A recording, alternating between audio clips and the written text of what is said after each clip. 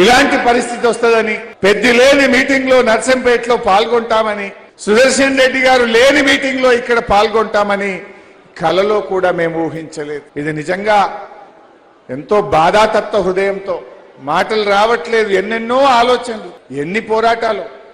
చివరిగా ఒక్క మాట చెప్పి ముగిస్తారు. మొన్న పెద్ది ఆసుపత్రిలో పడితే నేను కేటీఆర్ గారు ఆగమేఘాల మీద పరిగెత్తుకుంటూ వచ్చాం. వచ్చేసరికి హాస్పిటల్ చూస్తే నాకు ఒక పాత జ్ఞాపకం గుర్తొచ్చింది. ఒక ఉద్యమకారుడు తెలంగాణలో ఆత్మహత్య చేసుకుంటే ఆ రోజు DCM మీద ఎక్కించి ఆ అమరుడికి అంతిమ యాత్ర జరుగుతూ ఉంది. ఆ అంతిమ యాత్ర జరుగుతుంటే వరంగల్లోని అమరవీరుల స్తూపం దగ్గర పోలీసులకు మనకు బాగా ఘర్షణ అయింది. ఆ ఘర్షణలో DCM పై నుంచి నేను కింద పడ్డా. DCM మీద నుంచి నేను కింద పడితే నన్ను పట్టుకున్నది పెద్ది సుదర్శన్ రెడ్డి. నేను లేకపోతే భూమి మీద పడాలి, కానీ ఆయన చేతుల మీద పడి నేను కింద పడ్డా. ఆ రోజు కింద పడితే నన్ను ఆసుపత్రికి తీసుకుపోయింది సుదర్శన్ రెడ్డి. ఆ రోజు ఏ ఆసుపత్రికి అయితే సుదర్శన్ రెడ్డి నన్ను తీసుకుపోయిండో, పాపం సుదర్శన్ రెడ్డి ఆ ఆసుపత్రిలోనే నేను చివరి చూపు చూస్తానని కలలో కూడా కనలేదు. ఆ ఆసుపత్రికే నాకు ఆ రోజు దెబ్బ తాకితే ఆగమేఘాల మీద సుదర్శన్ రెడ్డి నన్ను ఆసుపత్రికి తీసుకుపోయింది. పాపం సుదర్శన్ రెడ్డి చివరి దశలో ఆ ఆసుపత్రిలో ఉన్నాడు. నిజంగా ఆయన ధైర్యస్తుడు.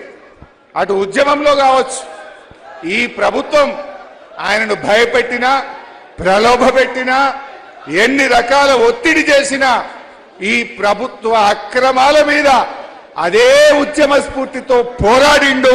చివరి శ్వాస దాకా కూడా కొట్లాడిండు. వ్యక్తిగా సుదర్శన్ మన మధ్య లేకపోవచ్చు, కానీ ఆయన జ్ఞాపకాలు, ఆయన పోరాటాలు, ఆయన ప్రజల కోసం పడ్డ తపన తప్పకుండా మన గుండెల్లో పదిలంగా ఉంటుంది. ఆయన స్ఫూర్తి కోసం, ఆయన పోరాటాల కోసం తప్పకుండా అందరం కూడా ఆయన యొక్క జ్ఞాపకం కోసం కృషి చేద్దాం. కేసీఆర్ గారికి ఎంతో ప్రేమ.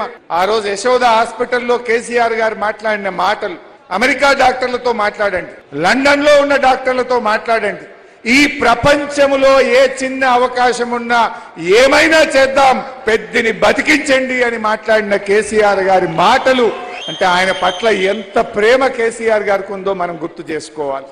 అందువల్ల తప్పకుండా ఆ కుటుంబానికి, వారి కుటుంబ సభ్యులకు, నర్సంపేట ప్రజలకు అన్ని రకాల కూడా మరి తప్పకుండా బీఆర్ఎస్ పార్టీ అందరం కూడా అండగా ఉంటాం.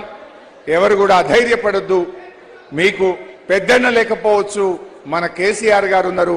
యావత్ బీఆర్ఎస్ కుటుంబం మీ అందరికీ అండగా ఉంటుందని చెప్పి తెలియజేస్తూ మరొకసారి పెద్ది గారికి జోహార్.